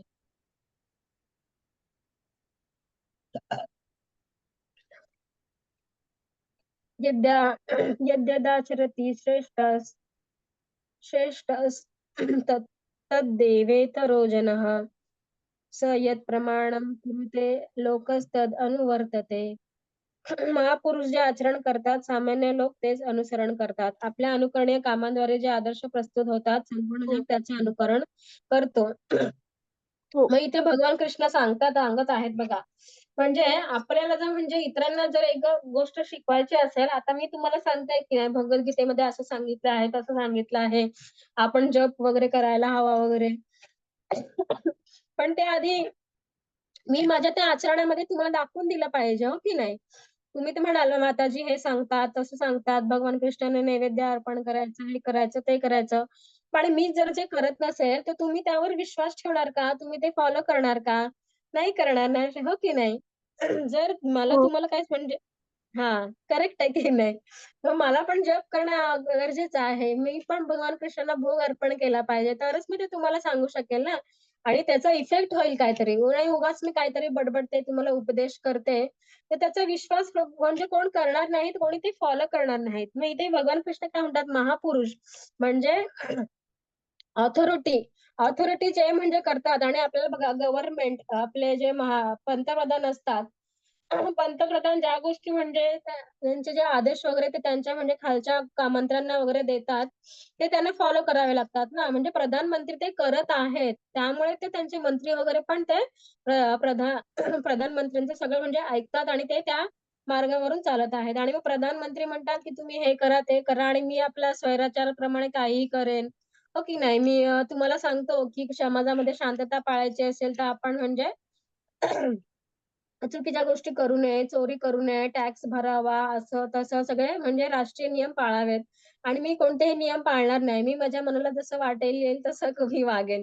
तर म्हणजे जनता किंवा मग त्यांची काय म्हणजे मंत्री वगैरे ते सगळं आपण जनता फॉलो करू का? नाही करणार, हो की नाही? मग नाही. लीडर कसा असावा? आदर्श व्यक्ती असावा. मग लीडर जे म्हणजे तो वागेल किंवा म्हणजे त्याच्या आचरणामध्ये तो हे करेल, तेच पण फॉलोवर्स पण तेच फॉलो करतील ना. त्यामुळे महापुरुष जे आचरण करतात, ते सामान्य लोक अनुसरण करतात. त्यामुळे आपण अशा म्हणजे आपल्या अनुकरणीय कामांद्वारे जे आदर्श प्रस्तुत होतात, संपूर्ण जग त्याचे अनुसरण करतो. मग आपण असं म्हणायला नाही पाहिजे, आता तुम्ही सांगितलंय भगवद्गीतेमध्ये हे करा, ते करा, असं करा, तसं करा. पण इतर सगळे लोकं तर मांसाहार खातात. मग आम्ही पण का करू नये मांसाहार वगैरे? तर आता आपल्या काही अज्ञानामुळे आपण हे सगळ्या गोष्टी करत आलो. आपल्याला माहिती नव्हतं, पण आता तर आपल्याला कळलं आहे ना.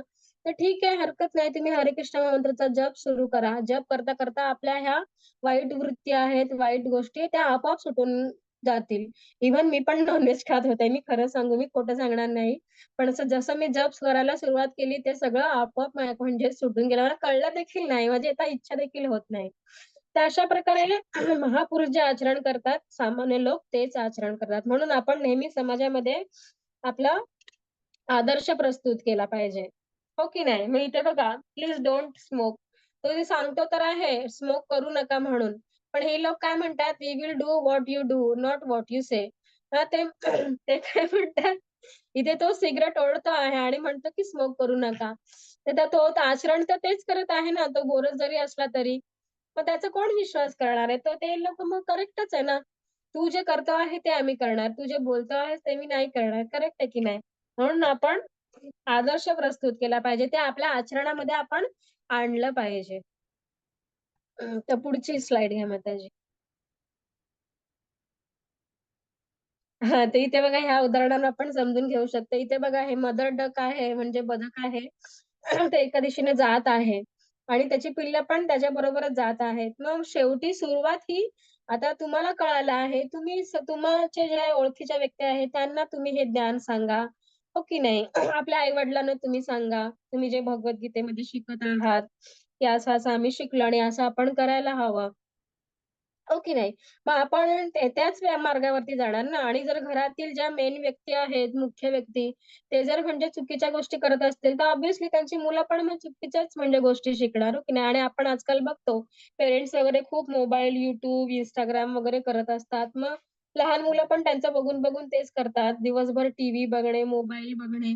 त्याच्यामुळे फायदा तर आपला काही होत नाही, नुकसान आपलंच होतं. आपले डोळे म्हणजे दुखायला लागतात. त्या रेडियन्स इतक्या स्ट्राँग असतात मोबाईलच्या, की आपल्याला म्हणजे डोकं दुखायला लागतं. आपली स्मरणशक्ती हळू-हळू कमी व्हायला लागते. इतकी त्याची नुकसान आहेत. त्यामुळे आपल्या पेरेंट्सचे देखील ना म्हणजे लक्षात ठेवायला हवं, की आपण जे करत आहोत ते योग्य आहे की नाही. तर अशा प्रकारे एक व्यक्ती जर योग्य मार्गावरती असेल, त्याच्या मागची पिढी बघा पिढी म्हणजे त्यांची मुलं वगैरे ते पण त्याच मार्गावरती जातील. पण तेच जर व्यक्ती चुकीच्या मार्गाने असेल, करत असतील, तर त्याच्या मागचे पण सगळे चुकीच्याच गोष्टी करतील. त्यामुळे आपण ज्या काही चांगल्या गोष्टी शिकतो, त्या आपण आपल्या आचरणात आणणं गरजेचं आहे. नुसतं कानाने ऐकलं आणि सोडलं, त्याचा काही उपयोग नाही. तर पुढची स्लाईड घ्या माताजी. प्रकृते क्रियमाणानि गुणे कर्माणि गुणे कर्माणि सर्वशः अहंकारा विमूढात्मा कर्ताहमिति मन्यते. मग अहंकारामुळे चुकीची वृत्ती I am always right, don't teach me आणि अहंकाराच्या प्रभावाने मोहित झालेला जीवात्मा स्वतःला सर्व क्रियांचा कर्ता मानतो, पण प्रत्यक्षात प्रकृतीच्या तिन्ही गुणांद्वारे कर्म केली जातात. मग आता पण मी म्हटलं ना, की एखादा व्यक्ती म्हणतो आणि आज सध्याच्या काळामध्ये तर कोणाला आवडत देखील नाही. कोणीनी काही चांगल्या गोष्टी सांगितल्यात, की म्हणतात, "तू कोण आलीस रे मोठा आम्हाला ज्ञान देणारा? आम्हाला सगळं माहिती आहे. तुझं ज्ञान तुझ्या जवळच ठेव." म्हणजे लोकांमध्ये इतका द्वेषभावनापणा किंवा म्हणजे वाढत चालला आहे, की ते स्वतःलाच म्हणजे सगळ्या गोष्टींचा कर्ता समजत असतात किंवा म्हणजे एखादा व्यक्ती जर चांगला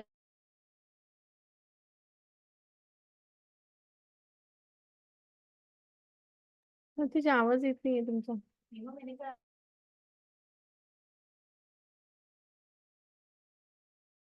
माताजी आवाज हां, आता आला माताजी. हां, तर मग आणि मग घरातली आपले म्हणजे लेडीज वगैरे किंवा आपली आई वगैरे किंवा स्वयंपाक वगैरे बनवत असेल 3 वेळ, घरातल्यांची काळजी व्यवस्थित घेत असेल, मग तिला कदाचित असं वाटत असेल, की मी घरातलं सगळं व्यवस्थित करते म्हणजे म्हणून ह्यांना पोटभर खायला मिळतं, नाहीतर कोणी केलं असतं वगैरे अशा प्रकारचा म्हणजे मी एक उदाहरण दिलं, की मी असं म्हणत नाही, की सगळ्यांच्या घरातले लोकं म्हणजे असे असतात, की आपलं म्हणजे अहंकाराची भावना निर्माण होते. हो की नाही?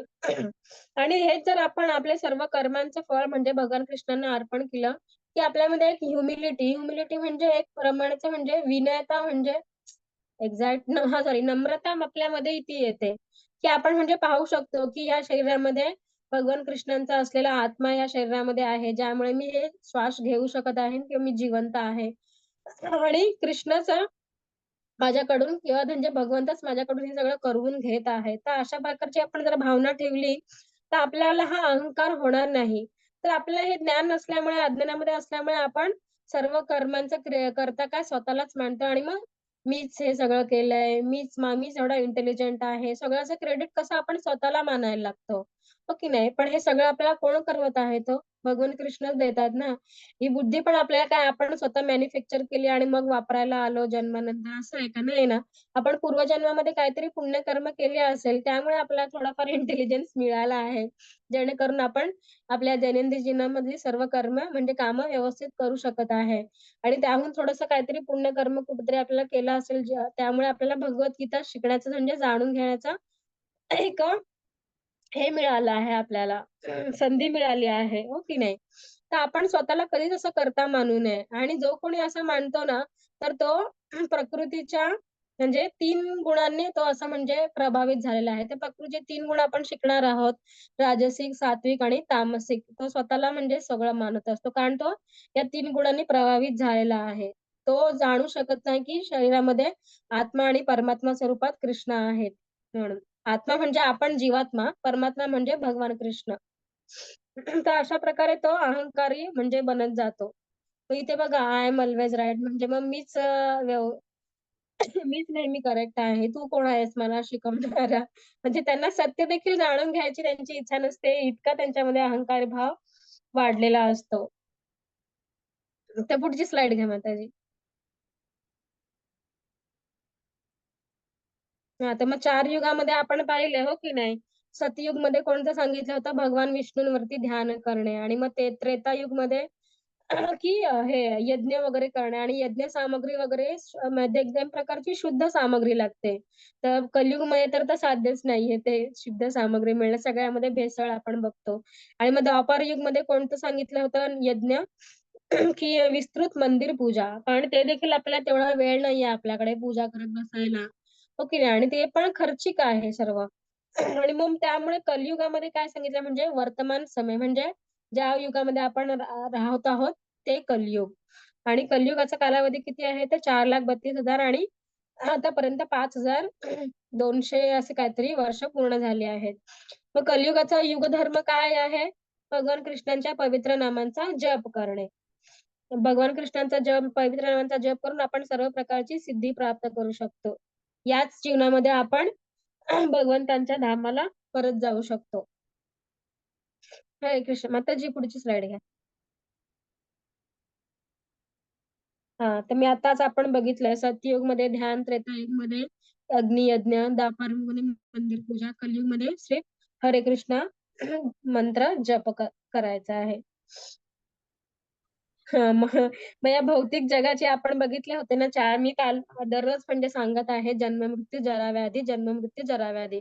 त्यामुळे आपण कसं या चक्रामध्ये जखडलं गेलं आहे आणि या म्हणजे बंधन निर्माण झालंय आपल्याला, हो की नाही? आता हे बंधन आपल्याला तोडून टाकायचं आहे, हो की नाही? तोडून टाकायचं असेल मग आपण कोणाचा आश्रय घ्यायला हवा?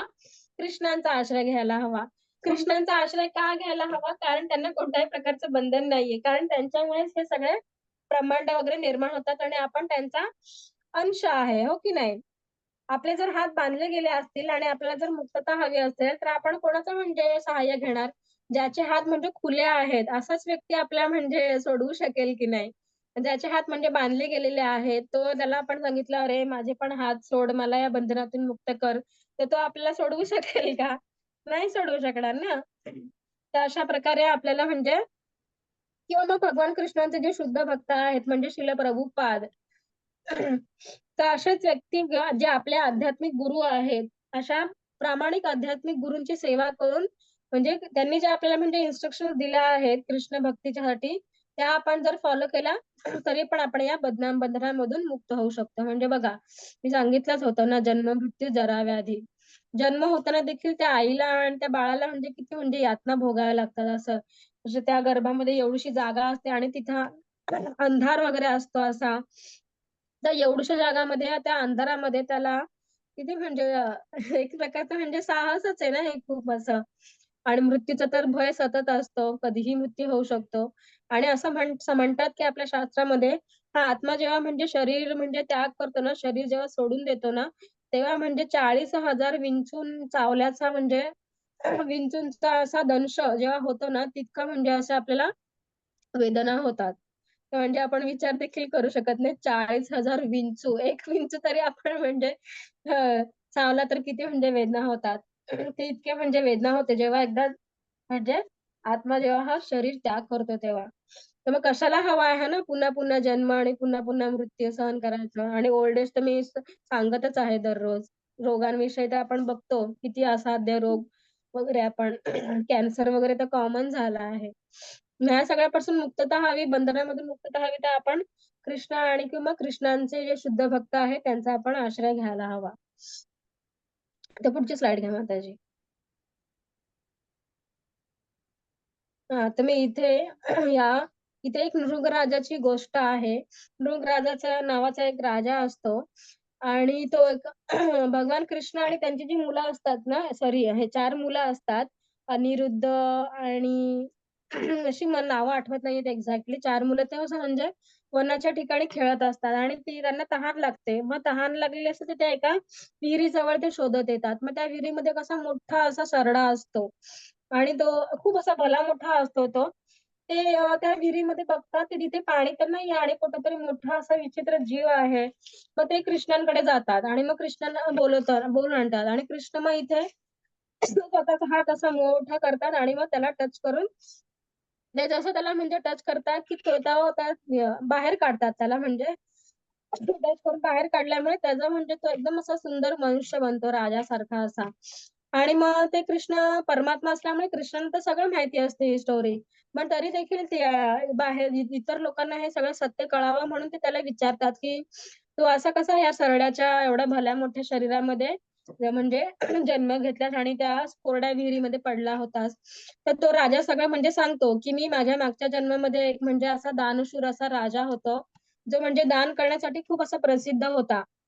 आणि मग ते दान करण्यामुळे त्याला एक प्रकारचा म्हणजे असा गर्व निर्माण होतो, की म्हणजे मी खूप अशा प्रकारे दान करू शकतो. इतर लोकांची म्हणजे काळजी घेऊ शकतो. त्यांना ज्या गरजेच्या वस्तू आहेत मी पुरवू शकतो. एक प्रकारचा त्याच्यामध्ये गर्व निर्माण होतो आणि मग तो एके दिवशी आहे ना ब्राह्मणांना गायी दान करतो. एका ब्राह्मणाला 1,000 काहीतरी अशा गायी दान करतो आणि ती अजून एक इथे म्हणजे तपस्वी ऋषी असतात त्यांच्याकडे देखील एक गाय असते. ती गाय आहे ना ह्या राजाने ज्या ब्राह्मणाला गायी दान केल्या असतात ना, त्यांच्यामध्ये येऊन मिसळते. आणि तो ब्राह्मण ज्याला दान केलं असतं तो तिकडनं जात असतो. मग ते तपस्वी ऋषी बघतात, तर ते म्हणतात, "ही तर माझी गाय आहे." आणि ती गाय पण लगेच त्या म्हणजे ऋषींकडे धावत जाते, कारण ते त्याचे मालक असतात ना. तर त्या गायीबरोबर ओळखतात. आणि मग पहिला ब्राह्मण जो असतो तो म्हणतो, "ही तर मला आता राजांनी दानामध्ये दिली. ती कशी काय तुझी गाय आहे?" म्हणून. तर मग तो म्हणतो, "नाही, ही तर माझी गाय आहे. तुम्ही पाहिलत ती माझ्याकडे म्हणजे माझ्या दिशेने निघून आली म्हणून. तर मी कशाला तुम्हाला खोटं बोलेन?" तर तो म्हणतो, मी पण खोटं बोलत नाही. मला ह्या सगळ्या गायी राजाने दान दिल्या आहेत." मग तो पहिला जो तपस्वी ऋषी असतो तो म्हणतो, की "मग कदाचित राजाने माझी गाय चोरी केली आणि तुम्हाला दान केली." असं म्हणतो. मग हे सगळा प्रकार राजाला कळतो आणि मग ते राजाकडे येतात. तो तपस्वी ऋषी म्हणतो, की "माझी गाय मला परत द्या." तर तो त्यांना म्हणतो, की "नाही, आता मी त्याला दानामध्ये दिली आहे. मी त्याच्यामध्ये कडनं परत ती घेऊ शकत नाही. तर तुला मी नवीन दुसऱ्या 1,00,000 गायी देतो." तर तो म्हणतो, "नको, मला माझीच गाय हवी" म्हणून आणि तिकडनं निघून जातो आणि मग ह्या ब्राह्मणाला सांगितलं, "तू त्याला त्याची गाय देऊन टाक." तर तो बोलतो, "तुम्ही मला मी तुला नवीन 1,00,000 अजून एक्स्ट्रा गायी देईन." तो बोलतो, "नाही, तुम्ही मला 1,10,000 गायी दिल्यात तरी पण मला नको. तुम्ही मला अशा प्रकारे दान दिलेली गाय तुम्ही परत घेऊ शकणार नाही." मग असं सगळं हे गोंधळ निर्माण होतो. आणि मग यथावकाश त्याचा त्या राजाचा मृत्यू होतो आणि मग यमराज त्याला हे हे सरड्याचं म्हणजे असं जीवन देतात. तर बघा म्हणजे त्याला फक्त गर्वाप्रमाणे आल्यामुळे त्याला म्हणजे सरड्याचं जीवन म्हणजे स्वीकारावं लागलं. इव्हन तो एवढं दानाचं एवढं पुण्यकर्म वगैरे तो करत होता तरी देखील. म्हणजे दान वगैरे करताना आपण अशी अभिमानाची भावना ठेवू नये. तर ती भगवंतांची आपण सेवा करतोय म्हणून आपण ते दान द्यायला हवं. तर अशा प्रकारे आपण समजू शकतो आणि मग त्याला पण यमराज असं पण सांगतात, की सरड्याच्या जीवनामध्ये भगवान कृष्ण जेव्हा पृथ्वीवरती अवतार घेतील, ते तुझ्या शरीराला म्हणजे स्पर्श करतील, तेव्हा तू त्या सरड्याच्या म्हणजे शरीरातून मुक्त होशील आणि तेव्हा तुला तुझं जे आधीचं म्हणजे शरीर होतं, ते तुला राजाचं प्राप्त होईल. मग अशा प्रकारे तो सगळी स्टोरी सांगतो आणि मग त्याला त्याची चूक कळते, की मी माझ्या मागच्या जीवनामध्ये काय चूक केली होती. मी खूप गर्विष्ठ झालो होतो. की माझ्या दानशूरपणामुळे माझ्यामध्ये गर्वपणा आला होता म्हणून. तर अशा प्रकारे त्याला त्याची चूक कळते आणि मग पुन्हा त्याच्या तो राज्यामध्ये जातो निघून. मग इथे काय सांगितलं आहे, राजा मृग यांना यज्ञ आणि दानधर्मासारख्या फलदायी कर्माची म्हणजे त्याचं हे फळ त्याला हे भोगावं लागलं आणि मग एक चूक त्याची मी सांगितलं 2 ब्राह्मणांना संतृप्त केल्यामुळे सरडा पाल म्हणून जगावं लागले. कृष्ण स्वतः म्हणाला, राजा मृगाने कबूल केले की फलदायी काम निरुपयोगी आहे. म्हणून केवळ भक्ती सेवा हीच आत्म्यासाठी शुभ कार्य आहे. मग बघा फळाची इच्छा ठेवून त्याने ते दान कर्म केलं आणि त्याला उलटं शिक्षा त्याला भोगावी लागली, हो की नाही? तर त्यामुळे आपण कोणतंही कर्म आहे ते कृष्णांना अर्पण केलं पाहिजे. हरे कृष्ण माताजी पुढची स्लाईड घ्या. हां, तर अशा प्रकारे आपला हे संपला आहे. अध्याय आणि सॉरी इथे एक बली महाराजांची स्टोरी आहे. मी उद्या सांगू का तुम्हाला ही स्टोरी बाळांनो सुरुवातीला? कारण आता 5:30 वाजत आले आहेत ना, माताजींना पण लेट होत असेल. आता आपला हा कलियुगाचा काय आहे महामंत्र युगधर्म हरे कृष्ण महामंत्र आणि तो मंत्र सुरू करण्याआधी कोणता आपला पंचतत्व मंत्र आहे? जय श्री कृष्ण चैतन्य प्रभू नित्यानंद श्री अद्वैत गदाधर शिवासादि गौरव भक्त वृंद. मग कर्माद्वारे आपण कशी भगवंतांची भक्तिमय सेवा करू शकतो ते आपण ह्याच्यामधनं शिकलो. आता आपण कर्माचे प्रकार बघितले ना, की फळाच्या इच्छेने आपण जे काही कर्म करतो त्याने आपल्याला पुण्य कर्माचे म्हणजे पुण्य फळ म्हणजे पुण्य हे फळ भोगावं लागतं आणि मग पाप कर्म केले तर म्हणजे पापी प्रिय दुःख सहन करावं लागतं आणि मग त्याच्यापेक्षाही वरती आपण कर्म बघितलं म्हणजे पुण्यकर्म आहे त्याला सकाम कर्म म्हणतात. वाईट कर्म म्हणजे पाप कर्म नाही ते पाप कर्मच झालं आणि विकर्म पण म्हणतात त्याला म्हणजे विकर्म म्हणजे जे भगवंतांपासून आपल्याला दूर घेऊन जाणार आहे आणि मग निष्काम कर्म म्हणजे सर्व काही भगवंतांना अर्पण जे काही आपण कर्म करतो फळ मिळवतो मग आपण जे काही आपल्या आई म्हणजे आई स्वयंपाक करते ते भगवंतांना आपण अर्पण करून जर खाल्ला तर त्याचा प्रतिक्रिया लागणार नाही आणि वडिलांनी कमवलेलं धन त्याच्यामधलं थोडस जर भगवंतांच्या सेवेसाठी दान केलं ते ते पण आपल्याला त्याचं हे लागणार नाही रिॲक्शन लागणार नाही. तर अशा प्रकारे आपण कर्मांविषयी शिकलो आणि कलियुगाचा धर्म काय आहे तर हरे कृष्ण महामंत्र. तर पुढची स्लाइड घ्या माताजी. हा ती हे बली महाराजांची इथे एक स्टोरी आहे तर ती खूप मोठी स्टोरी आहे कदाचित खूप वेळ होईल मी शॉर्ट मध्ये पण सांगितले तरी ती व्यवस्थित कळणार नाही तर मी उद्या घेईन ही स्टोरी. आपण थोडा एक 10 मिनिटं लवकर सुरू करूया का क्लास? काय म्हणतो मुलांना? श्रेयांश चालेल चालेल येणार तू? हा किमया तू येणार बाळा? 3:50 ला सुरू करूया आपण. ओके हा ठीक आहे मग आपण आज मी माताजींना सांगते उद्या आपण 3:50 ला सुरू करूया जेणेकरून आपण ती आजची राहिलेली स्टोरी पण कव्हर करूया आणि उद्याचा अध्याय देखील आपण घेऊया. तर अशा प्रकारे आपला आजचा हा कर्मयोग म्हणून अध्याय होता तो संपलेला आहे. तर मग कलियुगचा धर्म काय आहे सांगा बाळांनो तुम्हीच अनम्यूट करून सांगा.